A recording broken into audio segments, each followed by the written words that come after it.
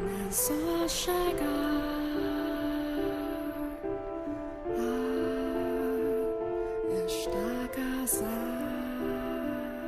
Morgana. We are going to keep streaming until we finish this game. Hopefully, that's not going to be more than 3 hours. I hope not. I really. I'm pretty sure it's not. Like, I looked at a playlist. It should be like about 2.5 hours, I think. But yes, let's get started. I see a flaxen-haired girl vomit blood and fall to the ground. A young man kneels over her and takes his own life. No. There are dead and dying townsfolk all around the nun. The swordsman is skewered as he scrambles to reach her. And at the door, just to my back, Akopo. The lord lies unmoving, slumped against the wooden frame in a pool of blood. How can this be? We were all just talking not a minute ago. How the hell did we go from that to this? Why? Why, damn it? I changed the past, did I not?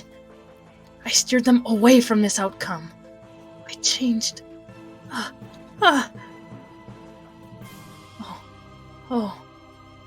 That's what this is? As much as I don't want to believe it, it makes sense. The sense that something wasn't quite right I've been feeling ever since I got here. The darkness had swelled up when I touched the necklace. I was never in the past at all. This isn't the real world. It's the realm of the dead. The same domain in which the cursed mansion resides. What?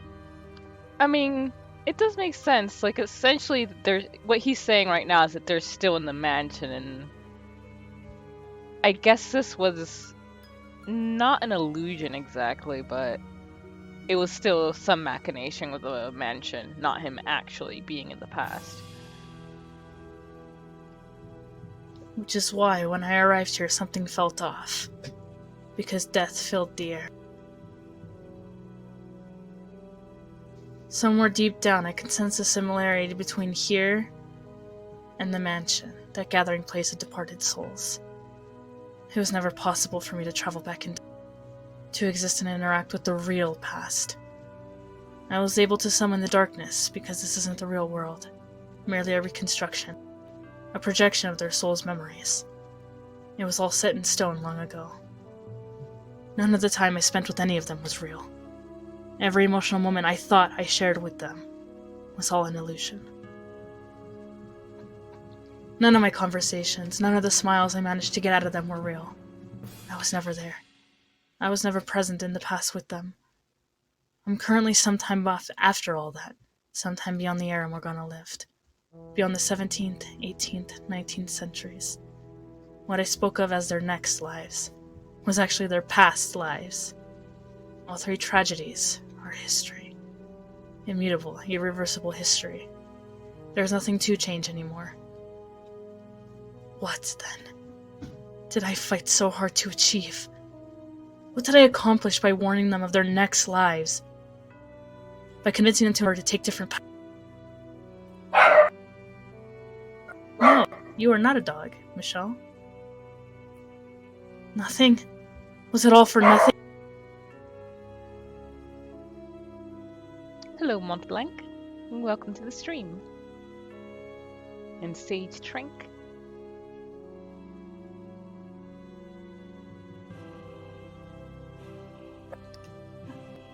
I go limp at the sight of it all, dropping to my knees and sending ripples through the sea of blood. Morgana, the girl who called me an angel and asked me to deliver her unto her father, is still chained up inside the tower. What did I accomplish? What purpose did anything I do serve? Was it all just a big damned waste of time? But my cries go unanswered, simply fading into the dead air.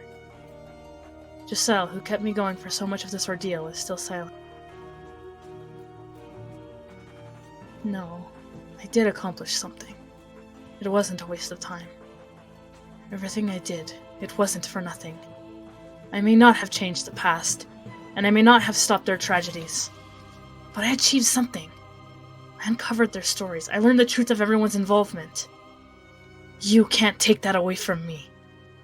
I know you're out there, Morgana. I know you've been watching this whole time. You know the truth now. I accomplished that much. That has to change how you see them at least a little. If the present Morgana has a change of heart, decides to let go of her hatred, then that should cause the cursed mansion to disappear. Set their souls free. I'll take that leap of faith, that what I've done is enough, and make my way back, believing there's a future for them beyond their tragedy. I'm coming back, Morgana. I'm returning to that house, to that world of blackness, to my present. I'm going to try this once more. An honest attempt to really see you, to face you, Morgana. I'll be there as soon as I can. Kneeling in a puddle of blood, I turn my gaze toward the heavens. The searing sunlight is slowly eroded by darkness, and my body, mind, and soul follow soon. Okay, I'll be right back. Okay. Kinetsu has to go quickly tend to dinner, make sure it's not burning.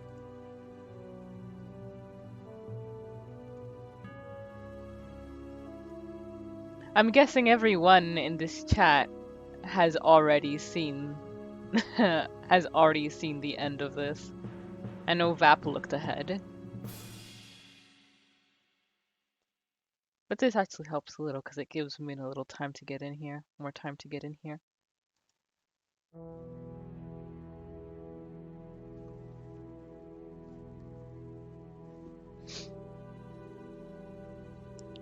I'm really at a loss as to where this is all going.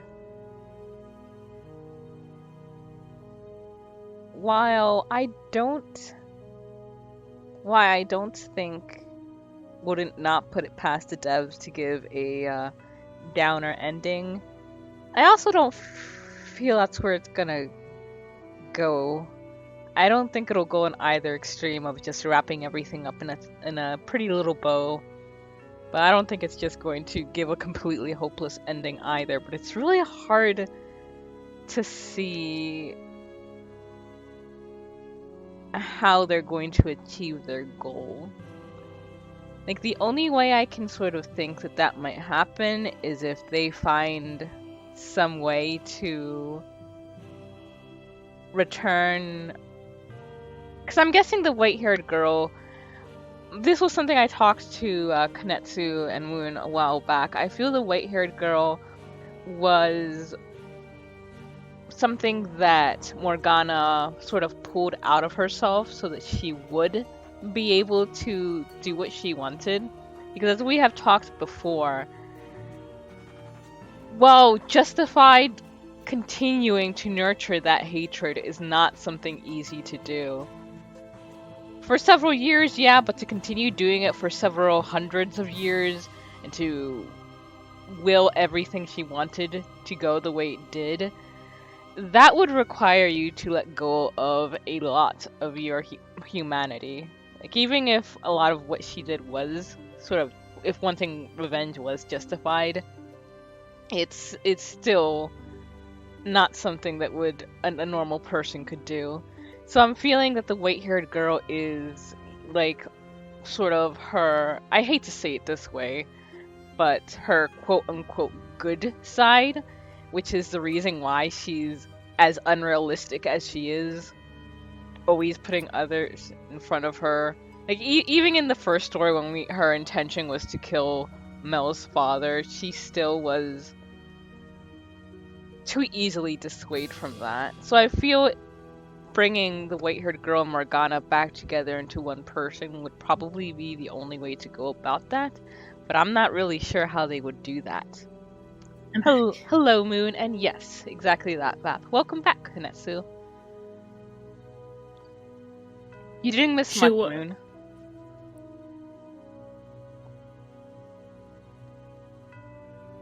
What line am I on again? The bloody corpse-riddled courtyard dissolves. Oh, okay. The bloody corpse-riddled courtyard dissolves, and I find myself once more in an utterly lightless...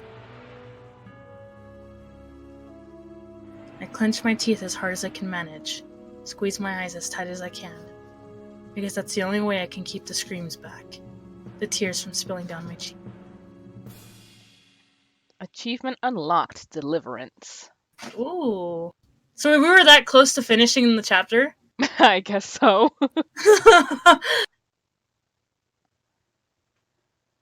Is this Giselle? Michelle. Open your eyes, Michelle. Come to me. What in the world? Ooh. What?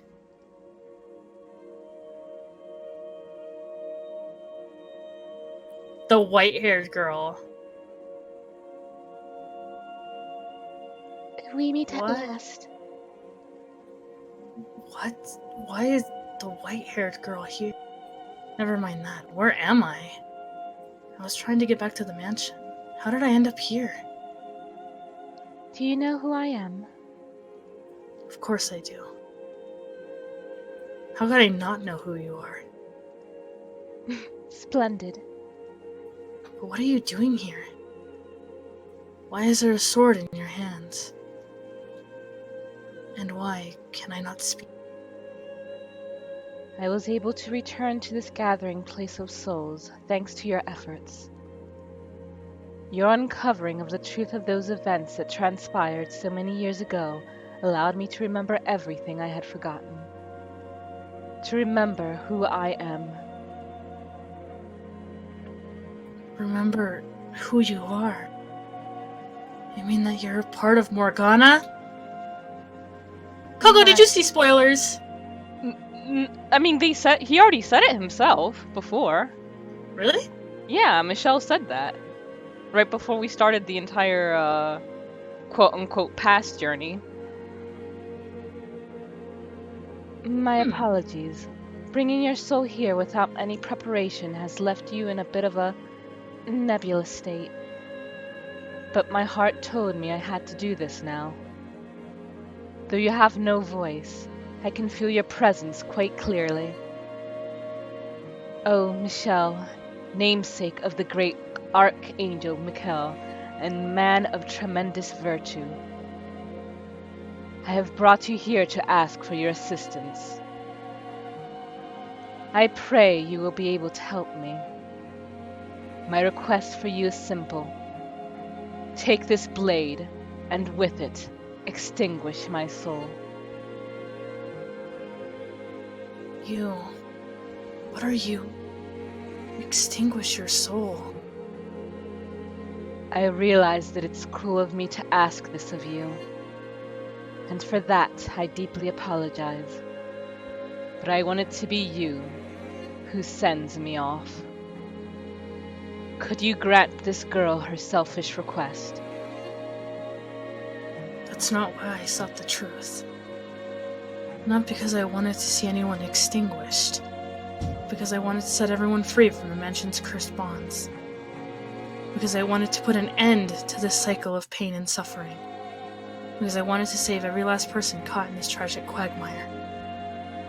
That includes you. And you're asking me to eradicate your soul? I must be destroyed. You can't tell me that after everything you've seen, you haven't realized that I have no place in their lives. While it's true Morgana wished for misfortune to befall them, if I hadn't been there, none of their tragedies would have taken place. If I hadn't been there, the flaxen-haired girl would have been able to let go of her yearning for her brother. If I hadn't been there, the shipwrecked merchant's lover would not have lost her place as his tether. If I hadn't been there, the ambitious businessman would not have been betrayed by his close friend. Why are you acting like it's all your fault? Are you trying to say everyone will be better off without you? I was not a victim in the tragedies. I am culpable for them. Culpable? Like hell you were. I saw everything from start to finish. You didn't intend for anything bad to befall anyone. You always acted out of the good of your heart. And you're trying to tell me that makes you culpable? What do you say we answer one last lingering question, Michelle? The question of what I am. The explanation might be a bit lengthy, but I would like to share it with you before I depart. I was, as you ascertained, created by Morgana's mind as it broke down in that tower. I was born to be a receptacle for her pain, to ease her suffering. But there's more to the story than that, Michelle. Upon her death, Morgana's soul was afflicted with great pain resulting from the hatred and resentment she bore. The fact that she viewed herself as a saint only served to amplify that agony. Her identity as a saint gave her purpose in life, while simultaneously constraining her. A saint must put herself second to all others. She must be caring, generous, forgiving. And she must not bear any ill will for anyone. That was not how she felt deep down, though. She was not a saint out of the goodness of her heart. She wanted to hate them, but her identity would not allow her. Those two conflicting aspects of herself tore Morgana apart. She was unable to withstand it. So she took all her saintly characteristics and gave them to me, caring for others, putting herself second, being forgiving. And then she severed that part of her soul. So that's why you always seemed so abnormally pure-hearted. I was no longer a part of Morgana, but something entirely separate. However, I wasn't me yet either. When you came to the mansion and resurrected Morgana, you resurrected me as well. But I had no self at first. I was, I suppose, not much different than the particles of dust floating around the mansion. But eventually that dust gained a sense of self, taking form as a human soul, and descended into the realm of man and the fate which governs it. If I had to say, I would agree with you, Moon, because I think a part of Morgana really, really, really respects and admires him, because he never gave in to hatred. He never decided to curse anyone until it was for the sake of another. What do you think the first thing a new soul wishes for when it's born, Michelle? To live. I wished for a continued existence in this world, in a world where I was never meant to exist. I refuse to accept that there's anything wrong with wanting to live. I was supposed to remain with Morgana as a part of her. I was never meant to be a soul of my own. To become one was to turn against the laws of the universe. I wished to live, and Morgana wished to curse the three men's souls. Though we sought after completely separate things. Because we were once two parts of a whole, each of our wishes were shaped by the others. In order for an incomplete soul like mine to survive, it needs something to bind itself to the world, something strong enough to prevent the universe from correcting the anomaly. And so the wish of that anomaly gave birth to yet another anomaly. A house that sat outside the currents of time. One that could descend into the mortal realm at various times and places. And it was the house that served as a tether for my soul. You mean it wasn't Morgana's power that created the mansion, but your own wish? And why did it have to be that house that bound me to the world? Because that was where she lingered, the girl from which I was formed. which meant that my wish had the consequence of granting Morgana's with it. The house, having attained perpetuity, served as a place for those reconstructed by Morgana's curse to return to. Furthermore, my connection with her had another consequence. I was the one most affected by her wish. As much as I may have wanted to do good, for them to be happy, my fate was dictated by her wish. In that position, my merely showing affection for anyone was damnable. Falling in love was an act of villainy. My very presence malevolent. Don't say that.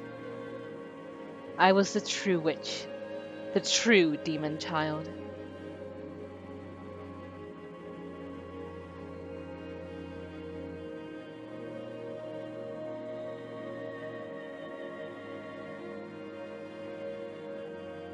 Stop talking, please. It should never have been possible for me to have a life at all. Please stop. The universe must be returned to its proper state, Michelle. Don't talk about yourself like that. I must be erased, and Morgana's soul restored to its original form. But... why? Sorry, I sneezed. I do not belong here. I never belonged here. What's so wrong with wanting to live? The defect must be repaired. You're not a defect. Damn it. Why couldn't I be able to get a word in now, at least? The restoration will not be instantaneous. It took many, many years for me to be formed. And it will take as long, if not longer, for the process to be reversed. But her soul will eventually return to its proper state. And perhaps, when her soul is restored, Morgana won't be a human. Perhaps she will be a butterfly resting upon the lip of a flower. Perhaps she will be that flower. Perhaps she will be the breeze in which that flower sways. But whatever form she takes, it will be her, whole and complete. With me gone, no more tragedies should take place. So please, take this sword and extinguish me. Put an end to this cycle of misery. I want you to be the one who does it. Please. Kill me.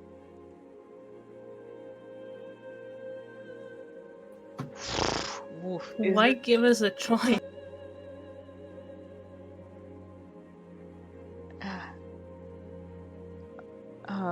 Alright, doesn't seem like this is a timed decision, so... Yeah. Because the last one you waited a few seconds and then it changed, right? Yeah, because almost every the last two decisions where it's just been one has been timed, but this looks like it's more like the reclaim yourself. Oh, okay. Can't.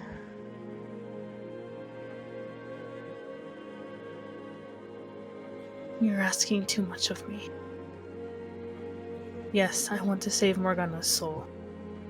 But do you really have to die for that to happen? Is there not some other way? Won't you do this for me? I cannot. I could never take that sword.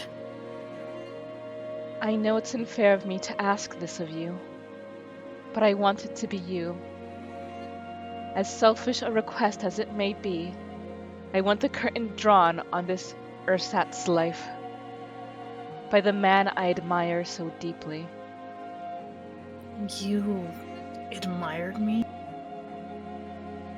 Let's talk a little bit about that admiration, shall we? And where I got my physical appearance.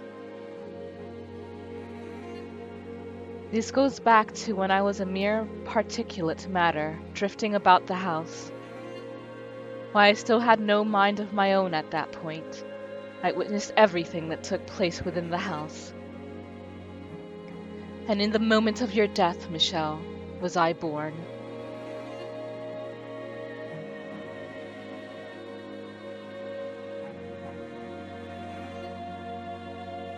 You saw my death? Your actions that day appeared to me as the very definition of selfless and honorable. Your life bore many similarities with Morgana's.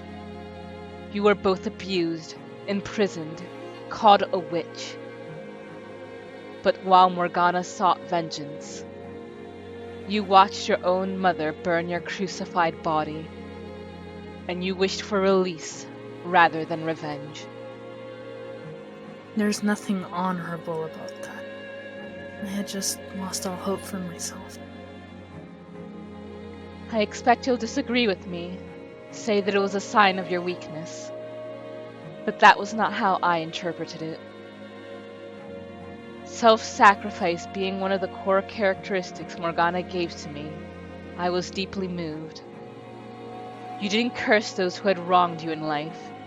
You chose your own destruction.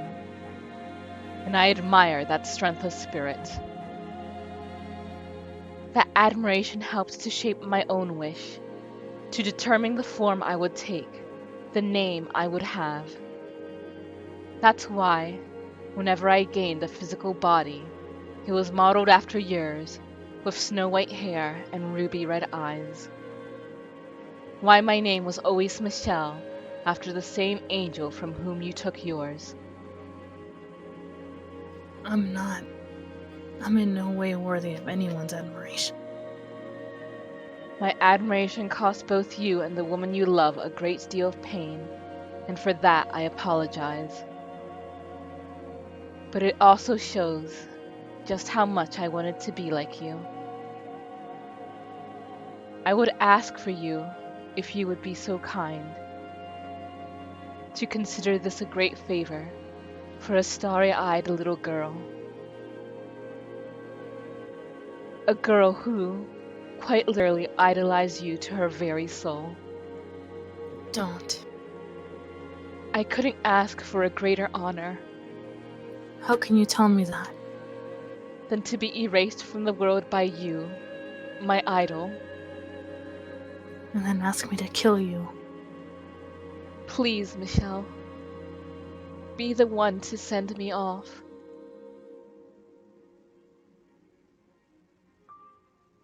Oh, okay, so it's gonna be just like reclaim yourself? I can't do it. No matter how many times you ask. I can't kill someone who's told me they wanted to live. I know what it's like to wish for life. I don't know if you've realized it yet, Michelle, but this is the first time we've actually met. The story of the fourth door was Morgana's creation, which means that until now, we've never been in the same place while both aware of each other's presence. As far as you should be concerned, I'm a complete stranger, yet you still hesitate. I'm glad that you're reluctant, but you've shown me enough sympathy. I don't consider you a stranger at all. Indeed, this is the first time we formally met. But I've watched you go through so much. I've seen you live 3 different lives. I've seen the impact you had on the people behind all 3 of those doors. You are in no way a stranger. With my erasure, Morgana's soul will eventually become whole again. Her curse, and the eternal cycle of agony it brings will be no more. When I am gone, everything will return to its rightful place. I implore you to not hesitate any longer. Are there really no other options? Is killing you really the only way to make things right? To release everyone from this curse? I'm delighted to have finally been able to meet you, the man after whom I've modeled myself. I am incapable of taking my own life, Michelle. God's teachings prohibit it, and as such, my identity as a saint prevents me from doing so. No, I don't want you to commit suicide. I want to find some way for you to live, to remain a part of this world. I know that by asking this of you, I am causing you great heartache, and for that I offer you my sincerest apologies. But so long as I continue to exist in this world, Morgana can never truly have redemption. Tell me, who is it you've been fighting so hard to save?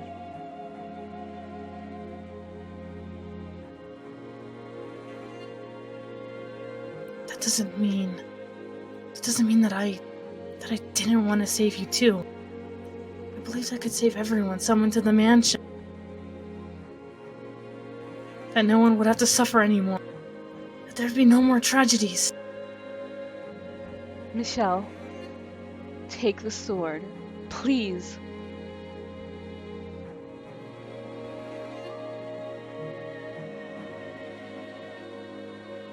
Worry not, Michelle. Doing this will allow you to save everyone. You'll cast off the darkness inhabiting the house. Set all its prisoners free. Give Morgana her salvation.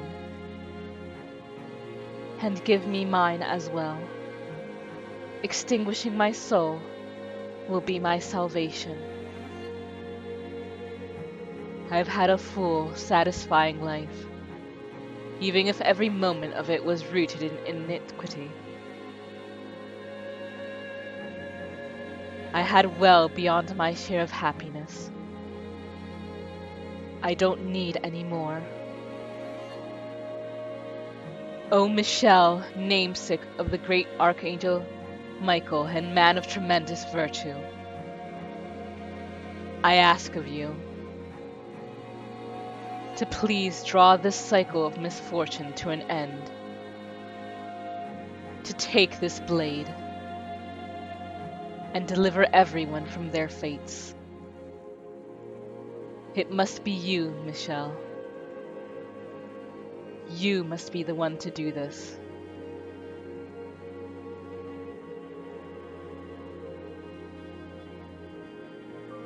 Take the sword.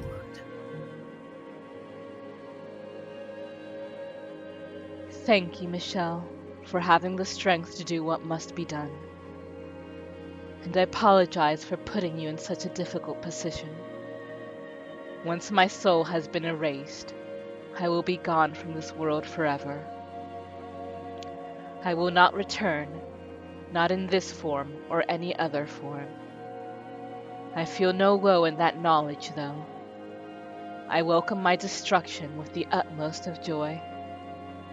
However, if it wouldn't be too much to ask, for you to keep just a little bit of me in a corner of your soul, Michelle, to remember me, to remember the life I lived, that would make it all worthwhile.